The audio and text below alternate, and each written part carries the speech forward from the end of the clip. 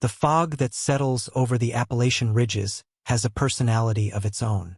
Some nights it drifts like a quiet river, harmless, almost tender. But on the morning Abigail and Silas Crow first appeared in Webster County, it clung to the trees like something alive, heavy, watchful, and carrying the metallic smell of cold stone. It was October of 1908, the kind of autumn where the mountains felt older than usual. The oak leaves had turned the color of dying embers, and the narrow trails that cut through the forest twisted like veins through a sleeping creature. People in Webster Springs were already preparing for a harsh winter, stacking firewood, patching roofs, whispering old warnings to their children about the dangers of wandering too far after dark. So when two strangers walked into town, without a horse, wagon, or even a greeting, nearly everyone turned to stare. Abigail came first, tall, dark-haired, eyes like polished coal, flat, reflective, unreadable. She carried no bags and wore a long black dress that brushed the ground like spilled ink. Silas followed half a step behind, broad-shouldered, silent, his expression carved into stone.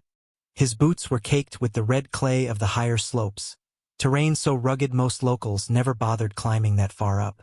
They bought flour, salt, and candles without saying more than a few clipped words, paid in silver coins older than the town itself, then disappeared back into the fog from which they'd come. No names, no explanations, no trace, just a feeling, like the mountains themselves had opened a narrow doorway for them, and then closed it again. Before we step deeper into this story, where are you watching from? The strange how far tales like this travel. For weeks, the siblings became a ghostly rumor passed between front porches and tavern tables.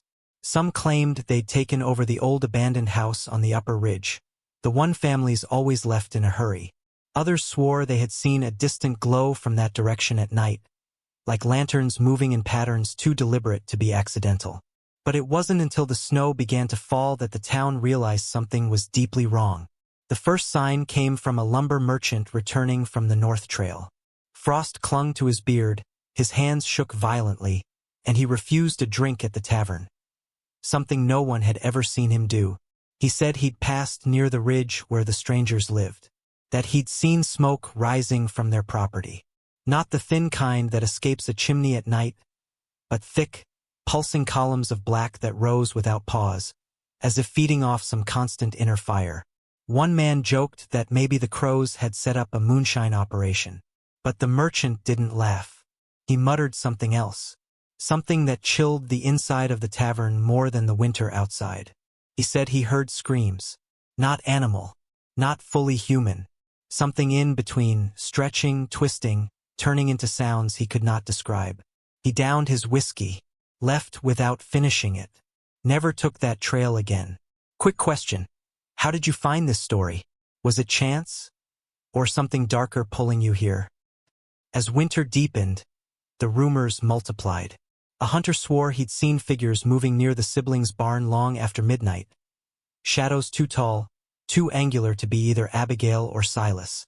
A seamstress claimed Abigail came into her shop with red, blister-like marks across her arms. Marks that looked like burns from intense heat. When asked what happened, Abigail just stared, and the seamstress felt something cold bloom behind her ribs, like she'd asked a forbidden question. But it was the smoke that unsettled the town the most. Always rising, always dense, always black, as if the mountain itself were trying to breathe through a throat full of ash. Those who lived closest said the smell carried all the way down the valley. Sharp, metallic, tinged with something that made the back of the throat sharpen. A mixture of sap, scorched iron, and something else, something like blood. Yet no one went up there. Not even the sheriff. Because in those mountains, the first rule was simple. You do not climb toward trouble. Trouble climbs down to you. And for a while that rule held. Until spring arrived. And with the thaw came stories no one could ignore.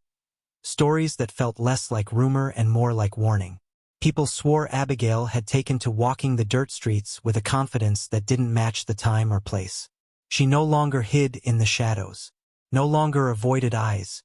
She met them directly, steadily, like she was measuring something in each person. People said she moved like someone who knew more than she should. More than anyone should. As for Silas, he became a myth before he even meant to. Folks claimed he carried heavy sacks to the river before dawn. Sacks that clanked like metal when dragged across a rock. He submerged them fully beneath the icy water, waited, then dragged them back up the slope without a word. And all the while, the smoke kept rising. You've crossed into the part few dare to reach. Follow now before the next chapter finds you. The winter of 1908 settled over Webster County like a shroud. The mountains stiffened under ice. Creeks turned to glass. And any sound, an axe in the distance, a fox sprinting through snow, a lone branch snapping under its own frozen weight, carried farther than it should have, warped and stretched by the cold. And above all that, the smoke still rose, dense, heavy, relentless. Every morning, the sun struggled to break through the gray haze hanging over the upper ridge where Abigail and Silas had taken root. It was the only sign of life up there. No movement, no visitors, no visible lanterns. Just the smoke and the uneasy feeling that it carried more than heat. By January, people had stopped joking about it. Something was happening on that mountain. Something no one wanted to define. The first real fear arrived with a peddler named Cyrus Bellamy, a man known for his stubborn cheer and unbelievable tolerance for whiskey. But the man who staggered into the Webster Springs Tavern one night wasn't drunk. He was trembling. He claimed he had taken the North Trail hoping to sell goods to the siblings. Said he thought maybe the stories were exaggerations, that people simply feared what they didn't understand. But when he reached the ridge, he found the wooden house dark as a grave. Not a lantern, not a window glow, not a whisper. Only the workshop, a structure behind the house with no windows, no vents, just reinforced walls stitched together with iron brackets. Cyrus said he saw faint orange light flickering through the cracks in the planks, like something burning inside. At first, he thought it was a forge. Then he heard it, a sound that rattled the fillings in his teeth. Metal striking metal, rhythmic, precise, too fast for a single craftsman. Then a second rhythm joined it. Then a third, like a chorus of hammers working in unison. And underneath the hammering, something else. A dragging sound. Wet, slow, heavy. Cyrus didn't knock. He didn't call out. He didn't even breathe. He ran. And when he finished telling the story, his hands shook so violently he spilled half his whiskey on the floor. "Something's wrong up there," he whispered. "Ain't human work happening in that place." But the worst part wasn't the hammers. It was what he claimed he smelled when he passed the back wall of that windowless building. Burned sap, wet earth, and the thick, unmistakable iron scent of blood. Quick question before we go deeper.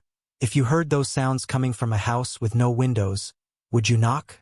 Or turn and run like Cyrus?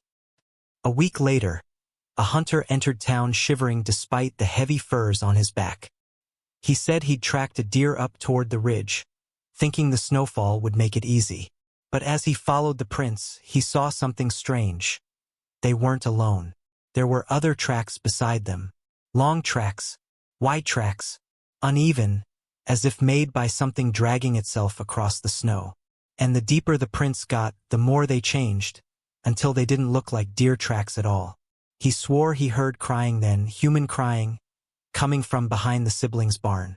Soft at first, then twisted into something sharp and unnatural that made his ears ring. By the time he told his story, his eyes had the hollow look of someone who had stood too close to a truth they weren't meant to see. Folks started locking their doors early after that. Children were kept inside, and every night, the smoke rose thicker. Someone asked the sheriff to intervene, but he refused to climb the ridge. Instead, he muttered one sentence most people never forgot. "Places like that take care of their own problems." It was early spring when the fabric seller, Miss Harlow, came into town pale as milk. She claimed Abigail visited her shop that morning. Alone, composed, her dark hair pulled back, her face unreadable. She needed fabric, nothing unusual, except for the markings on her arms. Not scratches, not burns, not animal bites, but perfect red bands circling both forearms. like she'd been near intense heat or restrained by something metal. Miss Harlow offered help. Abigail simply lifted her eyes. A look so cold, so ancient, that the woman stepped back without realizing she had moved. When Abigail left, Miss Harlow swore the room felt colder for a full hour afterward. No one laughed when she said it. The rumors grew thicker than the smoke itself. Strange figures spotted behind the workshop at dusk. Silas dragging heavy sacks toward the river. Abigail walking into town with herbs no one recognized. Plant species that shouldn't grow at that altitude. Visitors arriving at their house in hooded coats, leaving before sunrise. But the truth that chilled people most wasn't what the siblings did. It was what they didn't do. They never spoke of their past, never asked for help, never made friends, never showed fear, and never, ever let anyone near the Windowless building.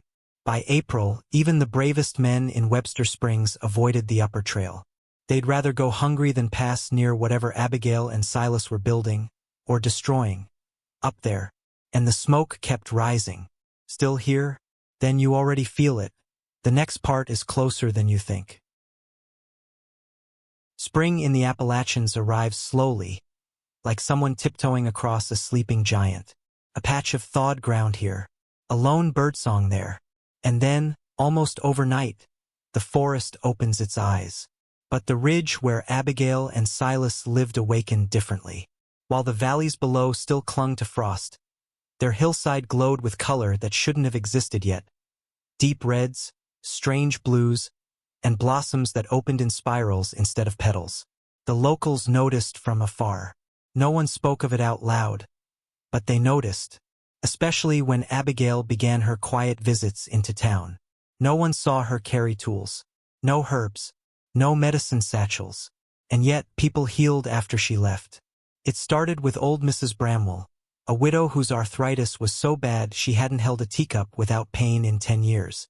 Abigail visited her one afternoon, stayed for less than 5 minutes, spoke few words, and by sunset, the widow's hands were steady enough to sew a button back on her coat. Then came the boy with the lung infection. Doctors said he wouldn't make the week. Abigail touched his forehead once, whispered something the mother swore wasn't English, and by morning, the boy was sitting up, breathing like his lungs had never ached. Word spread faster than smoke on dry wind. Some said Abigail had the gift. Others said she'd struck a deal with old mountain spirits, those who lived in roots and stone long before towns existed. A few said something darker. No one heals without taking something in return. One evening, a man named Fletcher Cade, whose daughter could barely walk since birth, hiked the whole mountain with desperation pushing him step by step. He knocked on the siblings' door, voice cracking with hope. Silas answered. He didn't speak, just looked down at the father as if measuring the weight of his plea. Then he stepped aside. Inside, the house was strangely warm. Not cozy warm, breathing warm. Like the walls had heat of their own. Fletcher swore later the air tasted metallic, like the scent that follows lightning. Abigail appeared from the hallway carrying a small wooden bowl filled with crushed leaves and something that pulsed faintly, as if alive. She didn't ask the father for money, or his name, or his daughter's condition. She simply said, "Bring her tomorrow before sunrise." Her voice was soft, but what lingered behind it wasn't softness. It felt like instruction, like a law of nature spoken aloud. Fletcher returned at first light with the girl bundled in blankets. And what happened inside that house he never fully described. But he came down the mountain carrying his daughter on his hip. Laughing, weeping, breathless. By sundown, the girl walked on her own. And that's when people stopped whispering. They started pilgrimaging. During this time, Silas became a shadow behind Abigail's growing myth. People said he spent every waking hour behind the Windowless workshop. They heard his tools echo across the ridge, scraping, forging, dragging. A few bold souls climbed halfway up the trail hoping to glimpse what he was building. They saw nothing, except once. A trapper named Lauren spotted Silas hauling something large under a tarp. Longer than a man, rigid, giving off small sparks when it hit stone. Whatever it was, Silas lifted it alone, without strain. As he carried it through the workshop door, Lauren caught a glimpse of something impossible. The object under the tarp moved. Not much, just a twitch, but enough to make him fall backwards into the brush. No one believed him at first. Then no one dared to say they didn't, because around that same time, the garden bloomed. A stretch of land behind the siblings' house erupted in flowers no botanist had ever documented. Plants that glowed faintly at twilight, leaves shaped like crescent moons, stems warm to the touch, and a scent sweet at first, then strangely sour, then sweet again. Children said the garden hummed at night. Adults insisted it was just the wind. But the wind never made the ground vibrate. This was the moment people began arguing in quiet corners. Was Abigail a healer, or had she become something else entirely? Do you think Abigail was gifted cursed, or chosen for something none of us understand? Tell me, I read every theory. By midsummer, something changed in Abigail. She had grown pale, not sickly but hollow, as if the vitality she breathed into others came from a well that could run dry. Her eyes darkened, not with fatigue, with depth, like she'd seen something recently that no human should witness alone. One night, Miss Harlow, the seamstress from town, claimed she saw Abigail kneeling in the garden, her palms pressed against the soil. Not gardening, not picking herbs, listening to the dirt. The ground pulsed under her hands like something beneath it was breathing in slow, heavy intervals. Miss Harlow fled before she saw more. The next day, the marks returned on Abigail's arms. Angry red, like she had gripped something burning hot, or something burning hot had gripped her. But she walked through town with her chin high, as if she had made a decision. One she wasn't ready to speak aloud. And for the first time, Abigail smiled. Not at a person. Not at a child. Not at a question. She smiled when she looked at the mountain, as if it had spoken back. Don't close the page yet. The legend isn't finished with you. The next chapter reveals who came climbing that ridge, and why he never should have. Some people are born with a hunger for legends.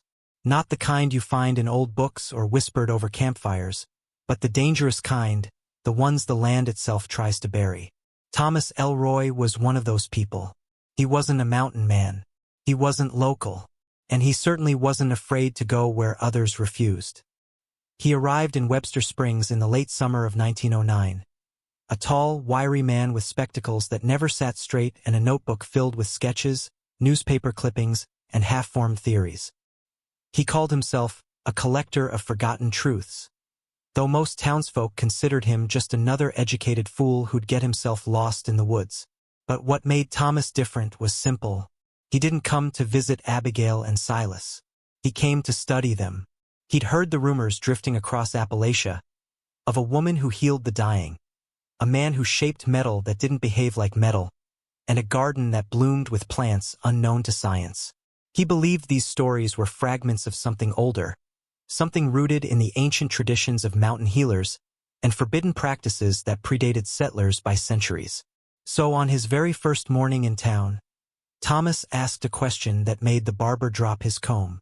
How far is it to the Crow residence? Everyone stared. Everyone fell silent. Even the wind outside seemed to pause. No one answered, so Thomas climbed the mountain himself. The trail began gently enough. A narrow path lined with ferns, cool shade, and the low hum of insects. But the higher he climbed, the more the air changed. It grew warmer, denser, almost humid, even though autumn crept at its heels. About halfway up, he noticed something unsettling. Birds were absent. Not silent, absent. No chirping, no fluttering wings, no distant calls. Just the creak of branches and the steady thump of his own heartbeat. He jotted a note. Ecosystem disturbance? Or avoidance behavior rooted in instinct? But when he reached the ridge, all scientific curiosity evaporated. The house stood like a dark tooth against the tree-line. Angular, weather-worn, but unervingly still. No curtains. No porch noise. Not even the sound of someone moving inside. And behind it, the workshop, windowless, breathing warm air through its seams. as if something inside was alive and waiting. Smoke drifted from a thin vent carved directly into the roof. A slow, oily plume that carried a scent Thomas struggled to place, until it hit him. Scorched iron, sour earth, and a sweetness that made his stomach twist. He stepped closer. The ground vibrated beneath his boots. Not much, just enough to feel through the soles, rhythmic, like a heartbeat. That's when the workshop door opened. Silas emerged, sweat streaking down his temples, his shirt clinging to his back. But his eyes held no exhaustion, no surprise, just a silent, unsettling awareness, like he recognized Thomas from a dream he'd never had. He didn't speak, just lifted one hand and pointed at the house, a gesture that felt less like an invitation and more like a warning. Thomas swallowed, steadied himself, and approached the front door. Before he could knock, it opened. Abigail stood there, pale, composed, and holding a single, freshly cut flower the color of raw meat. "Visitors don't usually make it this far," she said softly. Her voice wasn't threatening. It wasn't kind either. It was inevitable. Inside the house, everything felt older than its wood. The air held a warmth like a breath that never dissipated. And the walls. Thomas couldn't shake the impression that they leaned inward, as if listening. On a central table lay dried herbs, jars of dark liquid, bones arranged in precise patterns, and two small metal tools he'd never seen before, curved like crescents, crafted with impossible smoothness. Abigail sat across from him. "You're not ill," she said. "You didn't come for healing." Thomas felt his throat tighten. "No," he admitted. "I came because your stories don't match the natural world." She smiled at that, a slow upward curl that carried no joy. "Then you came to the wrong place," she whispered. "What lives here is beyond nature." Behind them, Silas moved through the hallway with deliberate silence. And then Thomas noticed something that made his breath hitch. Every time Silas passed near a metal object, a knife, a nail, a latch, the metal bent slightly toward him, like drawn by a magnet, or by hunger. Thomas steadied his notebook. His mind raced with theories, none of them comforting. He had come for knowledge. But now, sitting across from Abigail, he understood something he hadn't considered. Knowledge requires a cost. Do you think Thomas was brave or foolish to climb that ridge alone? I'm curious what you believe. Abigail finally spoke again. "You're trying to understand us," she said, "but you're asking the wrong questions." Thomas breathed in slowly. "Then tell me the right ones." She leaned forward, her eyes dark, bottomless. "Don't ask what we do here," she whispered. "Ask what the mountain asked of us." The room fell utterly silent. Thomas felt a chill crawl up his spine. Not from cold, from recognition. They hadn't come to the mountain to hide. They had come because the mountain had called. He opened his mouth to speak, to ask the question forming like a stone in his throat, when something heavy slammed against the workshop wall outside. Thomas jolted. Abigail didn't. Silas didn't. They simply exchanged a look, not of fear, but of familiarity. A second slam. A low dragging sound. Metal straining against wood. Thomas's pulse pounded. What was that? Abigail turned her head slightly toward the door. "Something Silas is working on," she said. "But it isn't ready to meet anyone yet." Then she looked directly at Thomas, and her expression finally changed. Not anger, not threat, warning. "Leave before nightfall," she murmured. "This place keeps who it chooses." He didn't argue. He ran. When Thomas reached the bottom of the trail, he collapsed near the river, gasping, trembling, furious with himself. Not because he had gone, but because he wanted to go back. Some truths, once touched, cling to the mind like sap, and the mountain had marked him. He spent the night feverishly writing everything he'd seen, heard, smelled, and sensed. But as dawn broke, a single realization struck him. He hadn't learned anything. He had only confirmed that some stories don't want to be understood. Some legends want to be left alone. Stay close. What comes next might change how you see these siblings forever. Autumn returned to Webster County like a cold breath drawn between teeth. Leaves crisped at the edges. Distant ridges shimmered in muted gold. And the shadows on the mountain grew longer, stretching toward the valley like searching fingers. But something else had changed. Something quieter, harder to name. People had stopped openly fearing the crows. They had begun relying on them. Sickness swept through the valley that fall. A strange kind of fever that hit fast and hard. Children burned with heat. Elders shook with chills that rattled their bones. And the local doctor, overworked and out of options, admitted what no one wanted to hear. Whatever this is, it isn't normal. Families began hiking up the ridge, desperate, frightened, clutching blankets and prayer beads. They brought their fevers, their coughs, their dying. And Abigail never turned anyone away.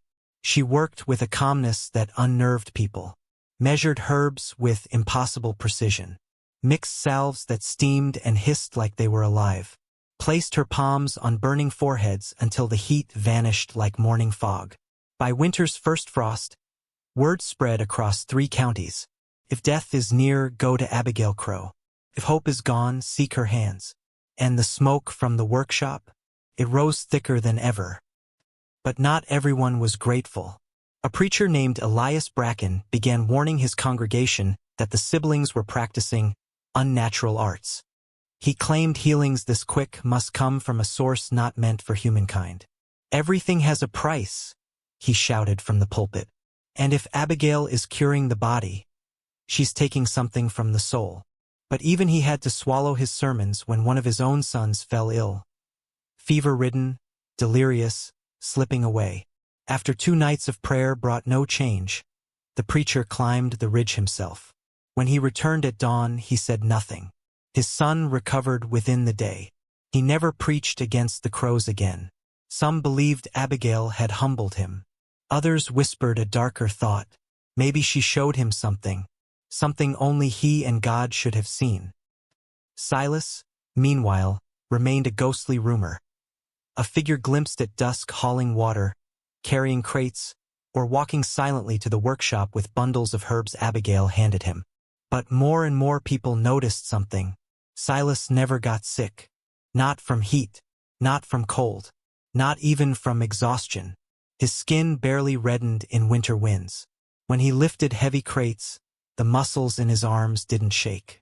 And when he worked in the workshop, the glow behind the walls pulsed in harmony with his movements, like a heartbeat echoing through the wood. Some swore Silas was the workshop. Others whispered he was building something that needed him more than the world outside did. But the truth is simpler. Silas protected Abigail, and the workshop was part of that protection. The tension between fear and gratitude peaked on a night no one forgot. A devastating fire broke out in the mill, flames rising so fast it seemed like the wood itself wanted to burn. People rushed with buckets, blankets, anything to stop it. But the blaze grew with terrible hunger. When the roof collapsed, they assumed the workers trapped inside were lost. Then Abigail appeared. She walked into the crowd with calm steps, Silas behind her carrying a bucket of something thick and black. Not water, not oil, something in between. He tossed the substance over the flames. It clung to the fire like tar, smothered it in moments, left behind a smoke that tasted metallic, but not toxic. People whispered prayers. Others whispered fear. Then they found the workers. Alive. All of them. One of the surviving men swore he saw Abigail reach through a burning doorway moments before the rescue. Untouched by flame, her dress brushing live embers that didn't singe a thread. He said he'd never seen anything like it. He also said he wouldn't tell another soul. Yet the whole town knew by morning. This moment changed everything. Abigail had saved dozens of lives. And yet, some people feared her more than ever. Others trusted her with every breath in their lungs. Where would you fall? Would you trust a healer who defies nature, or fear what might be behind their gifts? As winter tightened its grip on the valley, a new visitor came climbing the ridge. Not a townsman, not a preacher, not a father pleading for his child. Her name was Margaret Thorne, a quiet, sharp-eyed woman of 21 who claimed she wanted to learn. Not rumors, not legends, but the truth behind what Abigail did. She watched the siblings from a distance for 2 full days before approaching their home, the smoke rising behind it like a dark halo. When she finally knocked, Abigail opened the door with a look that said, "I've been expecting you." Silas stepped aside without a word, and Margaret crossed the threshold into a world no outsider had ever been invited into willingly. What she learned inside those walls would rewrite everything people thought they knew. Still listening? Good. Because in the next chapter, Margaret discovers what really breathes inside that windowless workshop, and why the mountain chose the crows, not the other way around. Margaret Thorne climbed that mountain with a resolve most people mistook for stubborn youth. But truthfully, she was one of the few who understood that curiosity is not the opposite of fear. It is its closest companion. She had watched Abigail work miracles from afar.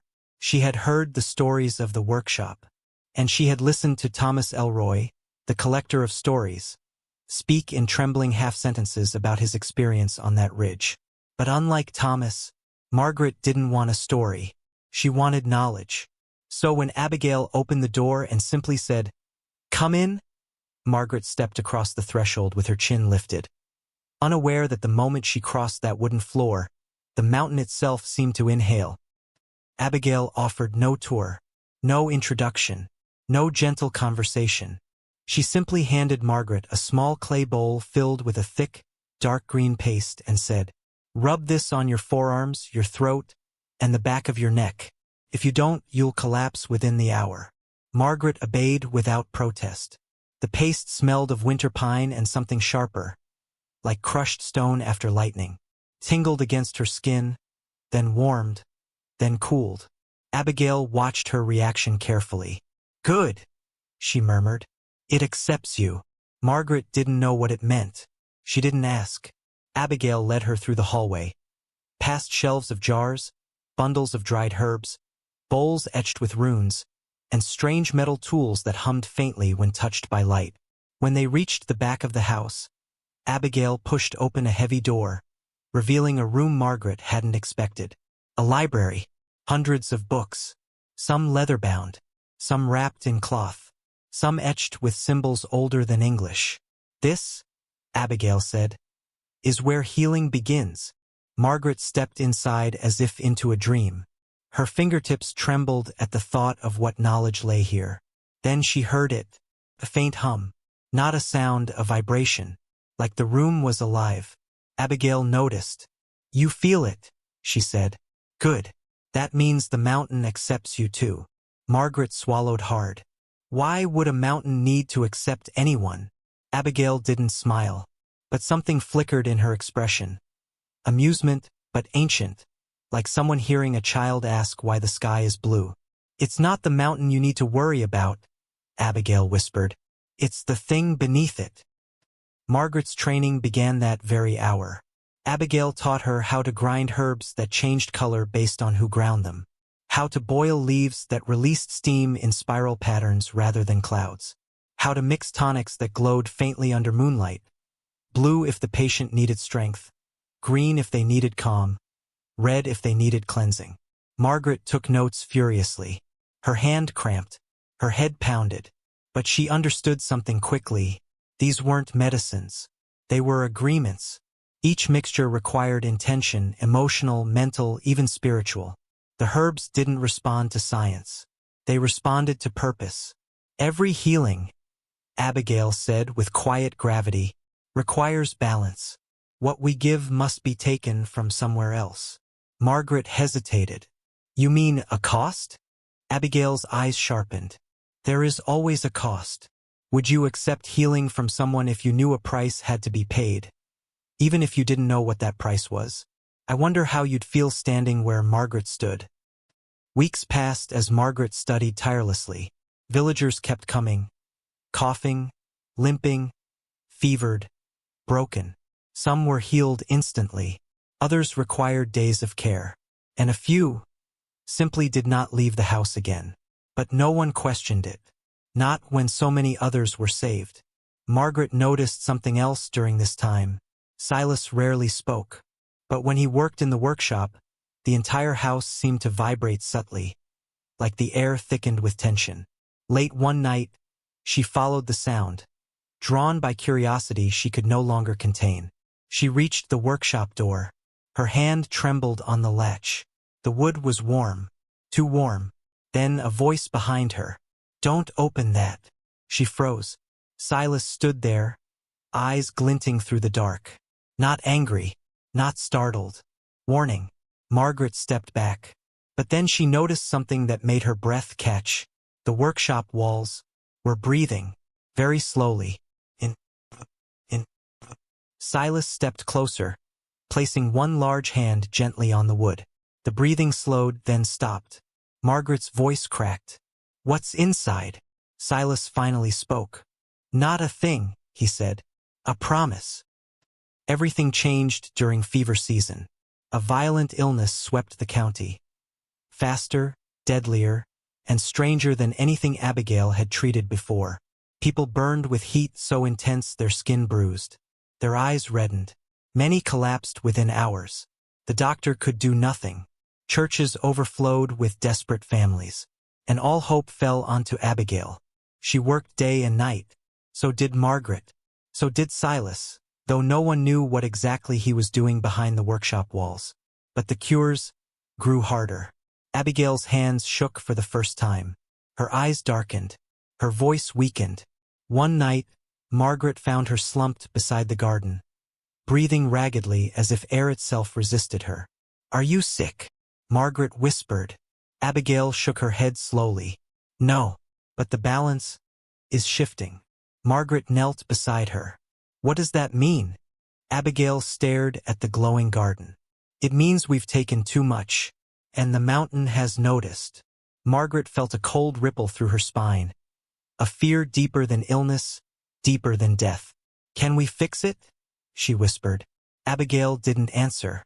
Instead, Silas appeared at the edge of the garden, his face pale, his shirt stained with something dark. He lifted a large metal object, something Margaret had never seen, and carried it toward the workshop. The ground shook as he walked. The air thickened, and Margaret understood something for the first time. Whatever Silas had been building wasn't for healing. It was for containment. But containment of what? "Don't go quiet yet." The next whisper in the dark is almost here. The final chapter reveals what the crows were protecting, and what the mountain asked of them in return.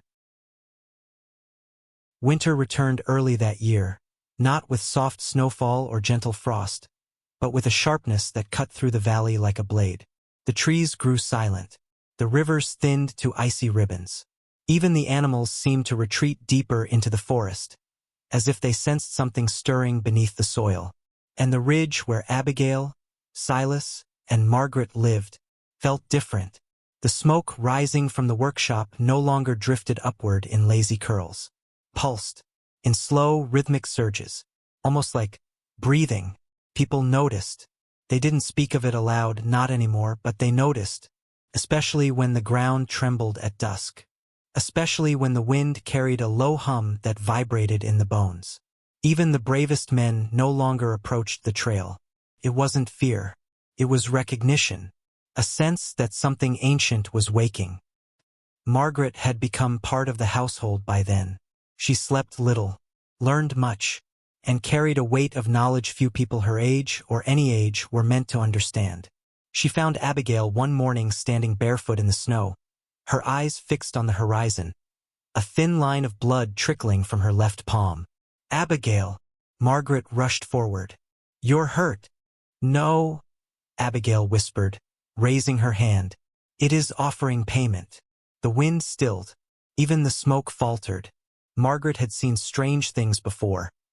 Herbs that glowed under moonlight, wounds that closed in seconds, steam that rose in geometric patterns. But this was different. Abigail wasn't giving. She was returning. Returning something the mountain demanded. And then she said the words Margaret had been dreading. The illness below, the fever season, it was not natural. It wasn't a sickness. It was a warning. Margaret felt cold spread through her chest. Warning from what? Abigail stared at the earth with an expression Margaret had never seen before, fear. "From beneath," Abigail whispered. "From what Silas and I came here to hold back." That night, Margaret finally learned the truth. Not from Abigail, not from Silas, but from the workshop itself. Silas had not locked the door fully. The latch hung loose. The wood pulsed with slow, steady heat. Margaret pressed her hand to it, pulsed back. The door opened with a groan that sounded disturbingly like relief. Inside, the heat hit her first, thick, suffocating, oppressive, like the air inside a furnace that had been burning for a century. The glow came next, deep red, bleeding through the floorboards, flickering in unnatural rhythms. Then she heard it, a heartbeat, a living, beating heartbeat. She staggered back, her breath fracturing in her chest. The center of the workshop held the truth, an iron vessel, taller than a man, reinforced with bands of metal Silas had forged by hand. Runes glowed faintly along its surface. The air warped around it with each thrum of the heartbeat inside. It wasn't a thing. It wasn't a creature. It was a remnant, a piece of something vast, something ancient, something older than the mountains themselves. The crows had not built it. They had bound it. Margaret stumbled backward. Her elbow struck a shelf. Tools rattled. The heartbeat quickened. Footsteps thundered behind her. Silas. He grabbed her arm just as the vessel shuddered violently, its metal glowing brighter with each pulse. "You weren't meant to see this," he said through clenched teeth. "Not yet." Margaret shook, her voice breaking. "What is it? What are you keeping here?" Silas didn't answer, but Abigail did from the doorway. "Something the mountain asked us to protect," she said softly, "and something it asked us to contain." Her voice trembled with emotion Margaret had never heard before. Exhaustion, fear, acceptance. Back in the library, Abigail finally told Margaret what no one else had ever known. "They say the mountains were carved by time," she whispered. "But time is only a witness. There are older forces in these ridges, forces that predate people, language, even memory." She reached for Margaret's hands. "When those forces shift, the land feels it. The sickness you saw, the fever season, it wasn't illness. It was the mountain reminding us that balance must be kept." Margaret's eyes filled with tears. "And the vessel?" Abigail's voice broke. "It holds a fragment of the thing that ruined our homeland before we fled. A voice that whispers from beneath stone. A hunger without shape." Margaret felt the room tilt. "You've been containing it? Feeding it? Keeping it asleep?" Silas nodded. "We don't feed it. We soothe it. We keep it dreaming." "And if it wakes?" Margaret whispered. Abigail closed her eyes. "The illness," she said. "The fire season. The tremors. Everything you've seen this year. All of it was just breathing." Margaret's stomach twisted. "That thing," Abigail whispered, "is the reason the mountain chose us, and the reason we can never leave." Spring finally came, weak, pale, and tired. The fever season ended. The tremors faded. The smoke thinned. People assumed Abigail's medicines had healed the valley again. They never knew what really slept in that workshop. They never knew how close the land had come to ripping open. They never knew the mountain's true price. And they never knew that on certain nights, usually near the turning of seasons, the vessel's heartbeat grew strong enough to shake the walls. Margaret stayed with the siblings. She became their apprentice, their successor, the third guardian of the promise. Because now she understood a truth older than healing, older than science, older than folklore. Some mountains don't hold secrets. They hold prisons. And some healers aren't helping the living. They're protecting the world from what sleeps beneath it. This story came from fragments of real Appalachian folklore. If it stayed with you, share it. And thank you for keeping old legends alive.